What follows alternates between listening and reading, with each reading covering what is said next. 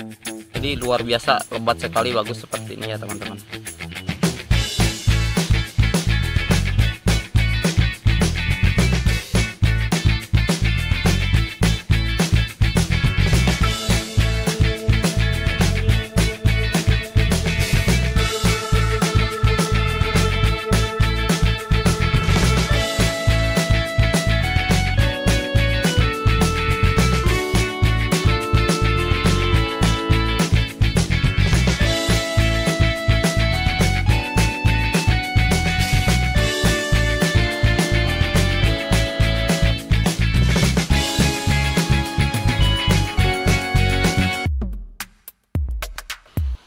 Oke, bismillahirrahmanirrahim. Assalamualaikum warahmatullahi wabarakatuh.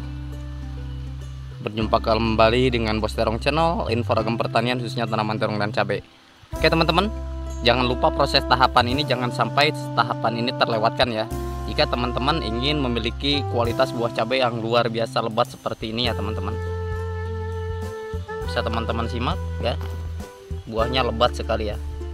Oke, kali ini saya akan mereview tanaman cabai saya ya teman-teman. Ini dia tanaman cabai yang jumlahnya adalah 1000 batang ya teman-teman, atau 1000 pohon di usia 49 hari ya teman-teman. Oke, kita langsung turun ke bawah ya. Jadi agar buahnya seperti ini ya teman-teman, simak video kali ini penjelasan agar teman-teman memiliki buah cabai yang luar biasa lebat seperti ini ya teman-teman. Oke, baiklah teman-teman, ini adalah cabai rawit bara ya teman-teman. Ini di usia 49 hari ya teman-teman. Nah, kemudian langkah apa saja yang akan kita lakukan terhadap cabai di usia 49 hari ya. Oke, simak terus videonya sampai selesai agar teman-teman para pejuang emas hijau tidak salah kaprah dalam memahami atau dalam proses penanaman cabainya ya teman-teman. Kemarin juga ada yang bertanya di kanal YouTube saya, katanya bang kok cabai saya di usia 21 hari sudah mulai tumbuh bunga ya. Ya, jadi tidak apa-apa ya teman-teman. Jawabannya tidak apa-apa, karena memang untuk jenis cabai rawit hijau itu di masa pertumbuhan dia dibarengi dengan pertumbuhan bunga seperti ini tidak jadi masalah ya teman-teman. Oke, kita simak ke penjelasannya ya, bagaimana cara merawatnya. Oke teman-teman, kita fokus dulu ke perawatan ya setelah cabai seperti ini, karena di video saya sebelumnya juga saya sudah menjelaskan bahwa untuk kotoran hewan yang tentunya sudah difermentasi, kita menggunakan kotoran hewan jenis kotoran hewan ayam petelur ya teman-teman, yang sudah difermentasi terlebih dahulu tentunya. Dan kemudian di dalam proses penanamannya pun kita harus memilih bibit yang unggul, itu ya patokannya ya, terutama untuk jenis cabai rawit bara seperti ini ya teman-teman. Oke, baiklah teman-teman, kita fokus ke perawatan. Setelah perawatan usia cabai seperti ini ya teman-teman, kita jangan lupa ya, meskipun dulu pas kita melakukan penanaman kita melakukan pemberian puradan ya. Ini adalah bubuk puradan ya. Tujuannya nanti agar si akarnya ini sehat ya teman-teman. Kita taburkan saja seperti ini puradannya. Jadi tidak apa-apa ya untuk pemberian puradan itu beberapa kali pun tidak apa-apa ya. Jadi untuk menjaga agar akarnya ini sehat ya. Nah, kemudian kita juga setelah memberikan puradan jangan lupa ya, karena mencegah itu lebih baik daripada mengobati. Artinya apa? Artinya teman-teman, jika kita menanam cabai itu kan memang sangat riskan sekali dengan berbagai macam hama atau berbagai macam penyakit ya. Jadi teman-teman, untuk menanggulangi layu fusarium seperti biasa ya teman-teman, saya menggunakan mama lemon dengan garam ya. Bisa menggunakan garam kasar atau bisa menggunakan garam dapur seperti ini atau garam halus ya. Dengan dosis adalah 2 sendok makan ya. Jadi langsung kita 5 jari ya kita simpan di sini. Bisa teman-teman simak seperti ini ya. Ini untuk mencegah layu fusarium ya. Bisa teman-teman simak ya. Nah, kemudian ya untuk garamnya ya itu 2 sendok makan saja ya teman-teman. Kita 5 jari di sini ya, simpan di sini. Ukuran 4 atau 5 jari di sini kita tabur di sini sekitar 2 sendok seperti ini ya, karena mencegah lebih baik daripada mengobati ya teman-teman. Maka ini nanti insya Allah akan saya review untuk kedepannya, dia tidak akan terkena fusarium ya dengan pengobatan alternatif seperti menggunakan mama lemon dan garam dapur seperti ini ya. Meskipun teman-teman bisa menggunakan insektisida fungisida untuk penanaman atau jamur ya. penanggulangan jamur ya, kita menggunakan Antrakol atau produk yang lainnya bisa saja. Tapi untuk teman-teman yang memiliki alternatif ya, alternatif menggunakan Mama Lemon dengan garam seperti ini ya. Sudah disimak ya, seperti ini cara pengaplikasiannya. Nah, setelah selesai seperti ini, kita lanjut ke hal berikutnya ya teman-teman.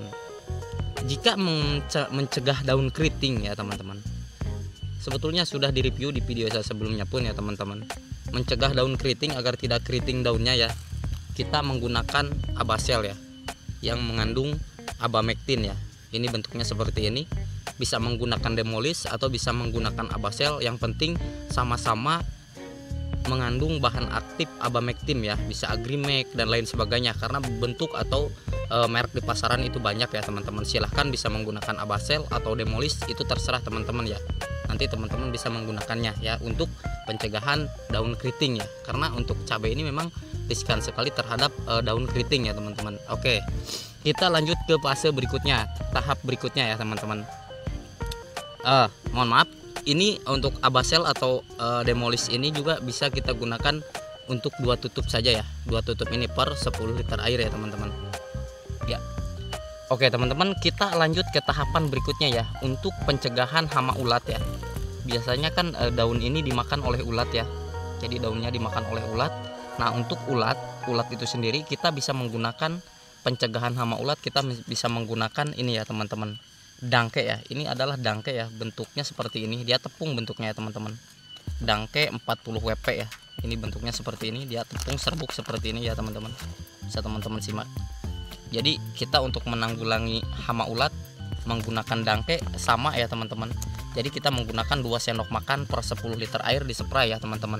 Tergantung kondisi tanaman yang teman-teman miliki ya. Bisa 1 minggu sekali atau 2 minggu sekali, tergantung kondisi tanaman. Artinya kalau tanaman teman-teman ada bekas-bekas sisa dimakan ulat daunnya ya, teman-teman menggunakan dangke, karena ini untuk membunuh ulat girayak ya, seperti ini. Ini sangat ampuh sekali ya teman-teman, meskipun beberapa kali saya katakan bahwa memang tidak terikat produk tertentu untuk jualan ya teman-teman. Nah, kemudian ya teman-teman, simak. Ini adalah proses berikutnya ya, dalam proses penanaman cabai ya. Kita di fase generatif ya, di fase generatif seperti ini kita menggunakan ini dia ya teman-teman, KNO 3 putih ya. Bisa yang serbuk seperti ini, bisa teman-teman simak ya, serbuk seperti ini ya, butiran-butiran seperti ini ya. Atau teman-teman bisa menggunakan yang cair ya, bentuknya seperti ini ya teman-teman. Bisa teman-teman simak, ini bentuknya seperti ini. Kalau kita buka ya, kita lihat seperti apa sih KNO 3 putih itu untuk di cabai di fase generatif atau fase pembuahan itu. Ini dia ya bentuknya teman-teman, bisa teman-teman simak ya. Dia bentuknya hijau ya teman-teman, seperti ini, biru ya, bukan hijau tapi biru.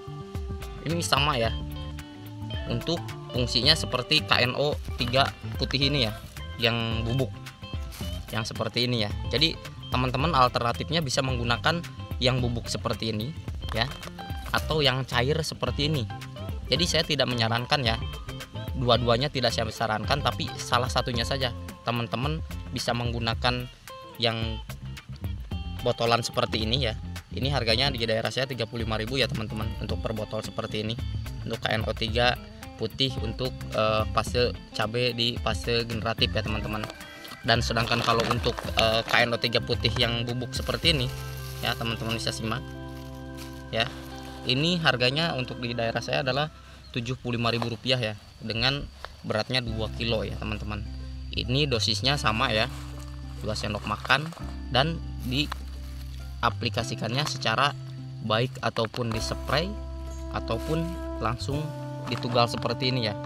Tapi untuk pengiritan ya, untuk kita tidak terlalu memakan biaya, kita bisa menggunakannya dengan cara di spray, itu tidak apa-apa ya di fase cabai generatif seperti ini ya teman-teman ya.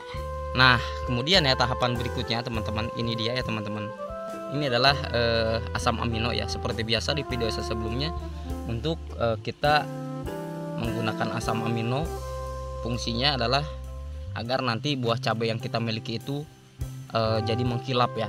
Jadi dia tahan terhadap berbagai macam virus, termasuk salah satunya adalah patek ya.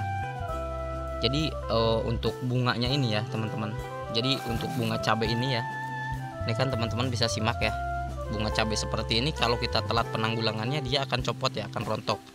Oleh karenanya maka saya sarankan teman-teman menggunakan asam amino seperti ini ya teman-teman. Silahkan teman-teman untuk membeli asam amino ini banyak di toko pertanian ya, dengan harga yang murah ya. Sebetulnya ini murah ya. Kalau di toko online pun kita bisa membelinya dengan harga yang terjangkau ya teman-teman.